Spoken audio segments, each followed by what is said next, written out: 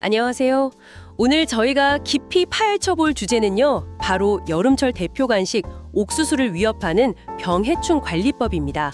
이게 또 농가 소득과 직결되는 문제라 아주 중요하죠. 네, 맞습니다. 옥수수가 사실 생각보다 병이나 벌레 피해가 꽤 있어요. 그렇죠. 그래서 오늘 어떤 병해충이 문제고 또 어떻게 관리해야 하는지 핵심만 좀 짚어보려고 합니다. 자, 그럼 먼저 옥수수밭에서 자주 보이는 병부터 시작해 볼까요? 줄기썩은병이라고 밑동이 썩는 거요. 이건 왜 생기나요? 줄기썩은병이요? 그게 원인균이 하나가 아니에요. 아, 그래요? 네, 세균 때문에 생기기도 하고 또 곰팡이 때문에 생기기도 하고요. 약간 증상이 다릅니다. 어떻게 다른데요? 세균성은 물관부를 막아서 줄기가 꼭 물에 젖은 것처럼 푹 썩어버리고요. 곰팡이성은 새로 나오는 잎이나 줄기가 막 찢어지거나 이상하게 휘어서 자라요. 아하. 주로 이제 흙이나 고인물에 있던 병원균들이 문제인데요. 비가 오거나 아니면 물 줄 때 스프링클러 같은 거 쓰면 물방울이 튀면서 옥수수에 닿는 거죠. 아, 물 주는 방식이 중요하겠네요. 그럼 스프링클러는 좀 위험할 수도 있겠어요. 그렇죠. 그래서 가능하면 위에서 뿌리는 것보다는 호스 같은 걸로 작물 아래쪽 흙에 직접 물을 대주는 방식, 저면 관수라고 하죠. 네네. 그게 병 확산을 줄이는 데 좀 더 도움이 됩니다. 그리고요. 병든 옥수수는 보이는 즉시 뽑아야 돼요. 바로 뽑아서요? 네, 뽑아서 밭에서 좀 멀리 떨어진 곳에 버려야 이게 주변으로 퍼지는 걸 막을 수 있습니다. 이게 기본이에요. 그렇군요. 근데 줄기썩은병 말고 또 다른 병도 있잖아요. 옥수수에 무슨 혹 같은 게 생기는 거요. 깐부기병 말씀이시죠? 네, 맞아요. 깐부기병. 그건 뭔가요? 네, 그건 옥수수의 줄기, 잎 아니면 이삭까지도 하여튼 여러 부위에 혹 같은 게 생기는 병이에요. 혹처럼요? 네, 처음에는 약간 희끄무레한 혹처럼 보이다가 나중에는 이게 시커멓게 변하면서 물러 터져요. 터져요. 네, 그때 그 안에서 검은 가루 같은 게 나오는데 그게 전부 포자입니다. 그 포자가 문제군요. 맞아요. 그 포자가 바람이나 빗물에 날려서 옥수수에 난 상처나 좀 약한 부분으로 쏙 들어가는 거죠. 이게 얼마나 가나요, 그 포자는? 그게 진짜 골치 아픈 부분인데요. 이 포자가 흙 속에서 5년, 아니 길게는 7년까지도 살아남아요. 7년이요? 진짜 끈질기네요. 그럼 한 번 생기면 없애기 진짜 어렵겠는데요? 네, 그렇죠. 그래서 그 혹이 터지기 전에 초기에 발견해서 빨리 제거하는 게 무엇보다 중요합니다. 초기 제거. 네, 그리고 만약 이미 발생했다면 등록된 작물 보호제가 있어요. 예를 들면 이미녹타딘 트리스 알베실레이트 같은 성분이 들어간 약재요. 이걸 뿌려줘야 하고요. 예방 차원에서는 같은 자리에 옥수수 심는 거, 연작이라고 하죠. 그거 피하고. 연작 피하기. 네, 그리고 거름 적당히 주면서 옥수수를 좀 튼튼하게 키우는 게 기본이고요. 물 줄 때도 조심해야죠. 병원균이 직접 안 닿게. 알겠습니다.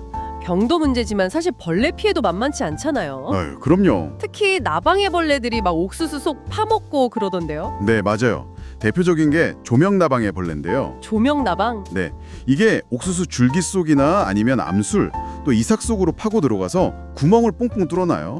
그럼 상품 가치가 확 떨어지죠. 그럼 이건 어떻게 잡아야 돼요? 보통 이제 옥수수 수염이 나올 때쯤 피해가 크거든요. 그때나 아니면 발생 초기에 에토펜프록스나 델타메트린 같은 성분에 등록된 살충제가 있어요. 네네. 그걸 잎이랑 줄기에 골고루 뿌려주는 게 효과적입니다. 그렇군요. 근데 최근에는 외국에서 온 벌레, 열대거세미 나방, 이것도 문제라고 들었어요. 맞아요. 열대거세미 나방. 이거 정말 문제입니다. 얼마나 심각한가요? 이게 엄청난 속도로 잎을 갉아먹어요. 식욕이 어마어마하거든요. 금방 밭이 망가질 수도 있어요. 특징 같은 게 있나요? 알아볼 수 있는? 네, 그 애벌레를 잘 보시면요. 머리 부분에 거꾸로 된 Y자 모양 무늬가 희미하게 있고요. Y자 무늬? 네, 그리고 몸통 제일 끝마디 쪽에 보면 까만 점 4개가 사각형 모양으로 딱 찍혀 있어요. 이게 특징입니다. Y자랑 점 4개. 네, 그래서 만약에 이런 애벌레가 보인다? 이게 의심된다 싶으면 바로 가까운 농업기술센터에 신고부터 하셔야 돼요.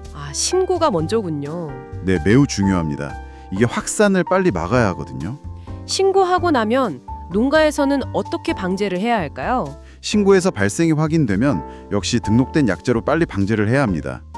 클로란트라닐리프롤이나 플루벤디아마이드 같은 약재들이 효과가 있는데요. 자세한 약재 종류는 농사로라는 웹사이트가 있어요. 거기서 확인하시는 게 제일 정확하고요. 농사로 웹사이트? 네. 그리고 중요한 게 이 애벌레가 주로 밤에 활동해요. 야행성이거든요. 밤에요. 네. 그래서 약을 칠 때 해 뜨기 전 이른 새벽이나 아니면 해가 진 후에 어둑어둑할 때 치는 게 좋습니다. 네. 그때 애벌레들이 나와서 활동하니까 약에 맞을 확률이 높고요. 또 약액이 잎 뒷면까지 골고루 잘 묻도록 충분히 뿌려주는 게 중요해요. 그렇군요. 약을 쓸 때 혹시 여러 종류를 섞어 쓰면 효과가 더 좋을까요? 그런 생각도 드는데. 그거는 좀 주의하셔야 합니다. 그래요? 네. 특히 그 옥수수 꽃피기 한 2주 전쯤에요. 나방이랑 진딧물을 동시에 잡겠다고 제형이 다른 약, 예를 들어 유제랑 입상수화자 같은 걸 섞어 쓰면 네. 약 때문에 오히려 옥수수가 피해를 볼 수 있어요. 약해가 발생할 수 있거든요. 오히려 안 좋군요. 네. 그래서 혼용 정보가 확실하지 않으면 그냥 안전하게 단일 약제를 정해진 약만큼만 사용하는 게 좋습니다. 알겠습니다. 결국 오늘 쭉 들어보니까 병이든 해충이든 가장 중요한 건 빨리 알아채고 제대로 대응하는 거네요. 네, 그렇습니다. 정확하게 이게 무슨 병인지, 무슨 해충인지 파악하고 발생 초기에 등록된 약제를 안전수칙 잘 지켜서 올바르게 사용하는 게 기본 중에 기본이죠. 네. 그리고 아까 말씀드린 것처럼 물 관리 방법 바꾸거나 연작 피하는 것처럼 재배 환경 자체를 좀 신경 쓰는 노력도 같이 가야 하고요. 그렇죠. 이런 것들이 다 합쳐져야 좋은 옥수수도 만들고 농가 소득도 올라가는 거겠죠. 네. 오늘 옥수수 병해충에 대해 이야기 나눠봤는데요. 깐부기 포자가 흙에서 7년이나 버틴다거나 열대거세미나방처럼 순식간에 퍼지는 해충 이야기를 들으니 앞으로 기후변화 같은 것 때문에 농사 환경이 더 어려워질 수도 있겠다는 생각도 듭니다. 단순히 약재에만 의존하기보다는 좀 더 건강하고 지속 가능한 방식으로 우리 작물을 지킬 방법은 없을지 여러분도 한번 같이 고민해 보시면 어떨까요?